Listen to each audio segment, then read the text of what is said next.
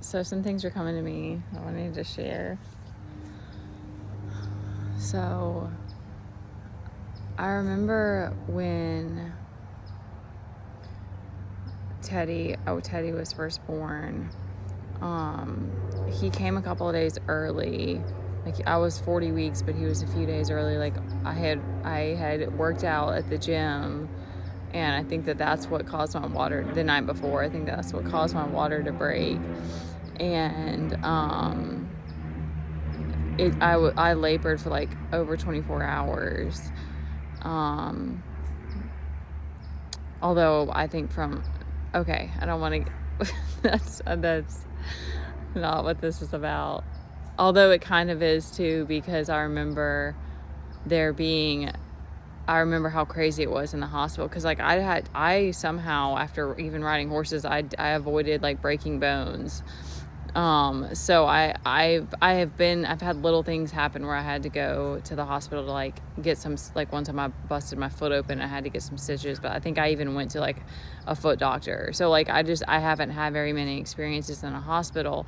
So like it was very like visceral for me, because also you're so like your adrenaline's going really, really hard when you go into labor. So, I mean, I've only had one, so I'm assuming it gets less after your first, but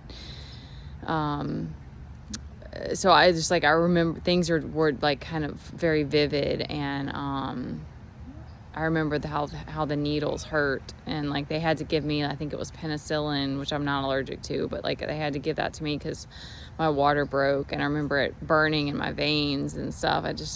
But anyway, I remember there was such a stoicism, like a detachment from the nurses, and it was so weird. But there was this one nurse that stood out to me that was like, was like super excited, and was like, like, we're gonna have a birthday today, and she was just like adorable. And she was the one who like helped me. I knew it was going to be a tough labor, and I didn't want to get the epidural, but she was like, you don't have to be a hero today and stuff. And it was just such a beautiful like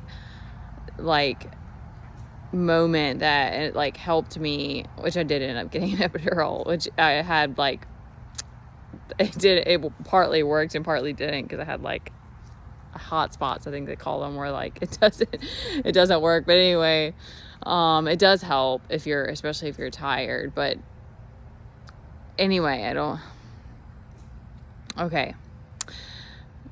I remember right after, because you're just like, you're absolute most vulnerable, because people are putting their hands, and there's a lot of having to check, your dilation, and my actual doctor was there, but I didn't know any of the nurses, and it's then you're birthing a child, and it's incredibly primal, and there's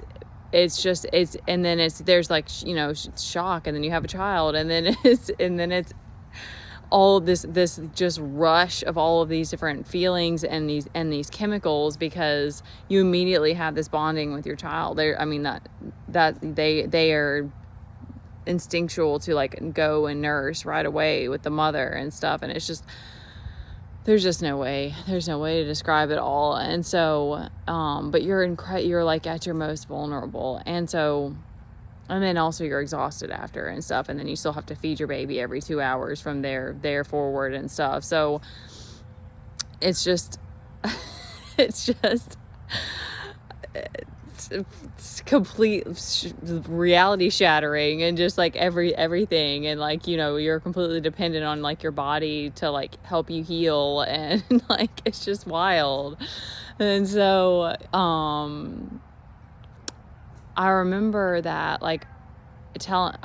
my mom, like, I don't remember how things started happening exactly, but I remember she just started like bringing me food. And I remember it struck me, because it was like they provide food at the hospital, and she never asked me like what I needed, like what I wanted, and what would help me to feel safe or feel like whatever. And it stood out to me because it was like, and I wasn't even emotional. I knew you get your body prepares when you're pregnant, but like there was a lot of things emotionally and stuff, and not in being in a solid relationship and stuff that were like made it emotionally for me. It was not really, I wasn't really prepared to have a kid.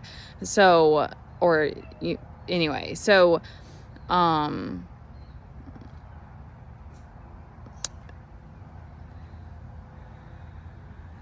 it was just, and then I remember when we left the hospital, and John was there and stuff too, like, and he was helping to feed me and stuff like that. Was one of the things they do. And anyway, but I remember leaving the hospital, and we went straight to my mom's house. We were like a month into having an apartment in Mobile, but like we went to my mom's house first to stay for a few days. And she had like prepared this food, but like the way that she always does, like where she like sets everything out like it's like a party or something, and was playing this jazz music, and it was beautiful music and stuff. But it was like, I don't know why. Again, I think it's just because my body was just still in shock, or like it was, like, I don't know, things were just very visceral. And so it stood out to me because I was like, this is how she wanted things. This is how what she thought was,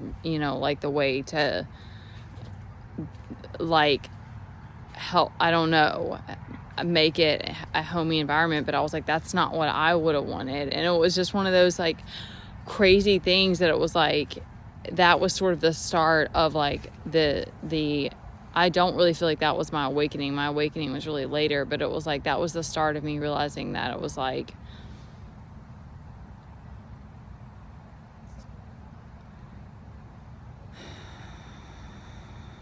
there was never going to be able to be like a bond like that I was wanting, and like how I've wanted to build with my child. And that like, oh, okay, this is what I was going to say too about it, is that it's like,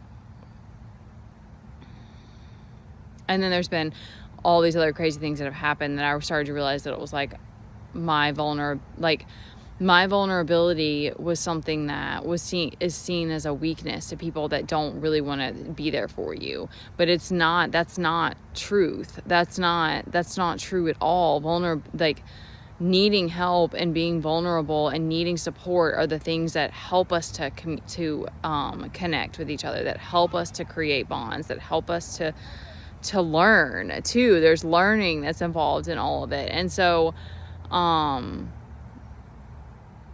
there's moments where I just feel, I hate that we've been in this situation that we've been in for so long, and I just like question it. I'm like, why?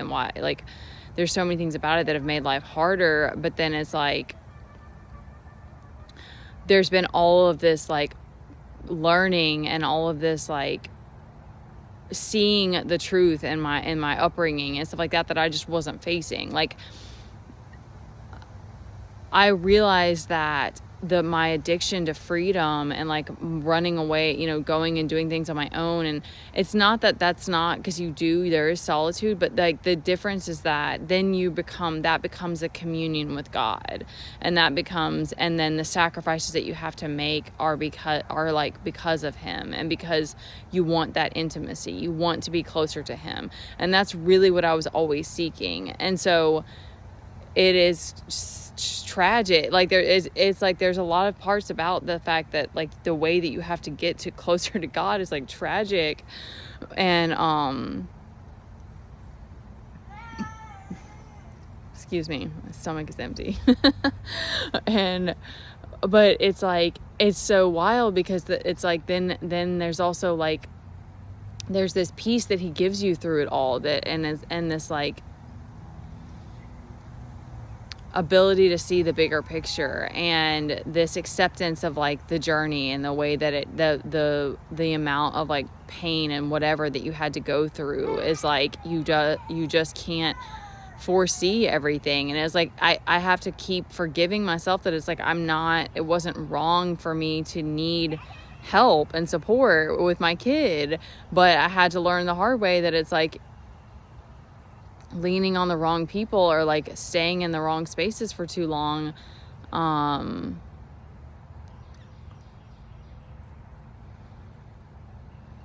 was me needing to detach, from the people that didn't have good intentions for us. And it's like, that takes time to figure those things out. And it's like, then you're becoming closer to God in that process.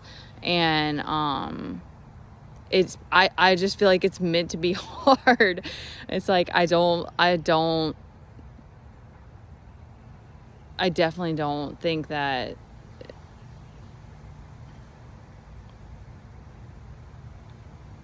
we're meant to just stay in pain, or like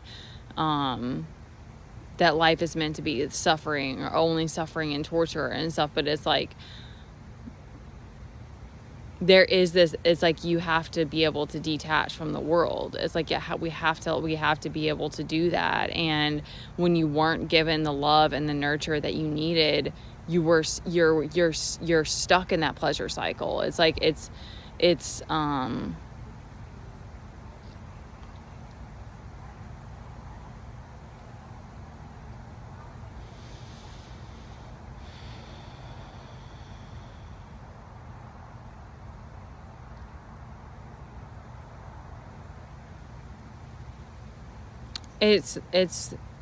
that intimacy that you build with yourself and with God and with the people that God still lets to be in your life, that becomes so precious that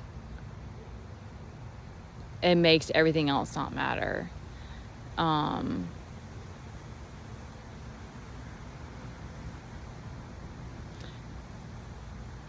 Because it's like, you can only change your own heart, and like share what you know and what you've learned, or allow God to change your heart, I guess I should say. Because I had to choose. It sort of has felt like this choice of like,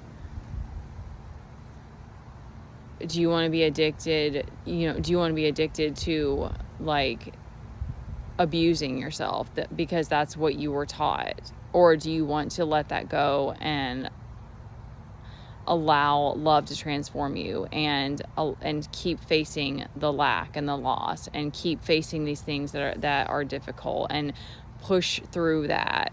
And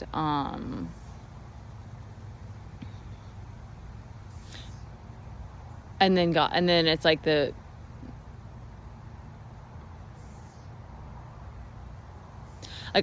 don't know. I'm trying to find all the words, because it's like, I thought that fitness was going to be something that would be like something I would always do. And I thought that having to have freedom was like, there was just no way I was going to be able to like function without that. And it's strange, because it's like, at this point I'm trying to relearn. I'm trying to like, but it's day by day. And then you realize that like, we're so much more capable and resilient, and we don't like, I don't have to have all this freedom all the time. I don't like, and yet I want to learn, like, I want to experience more in life still. Like, there's still things I want to do, and there's still,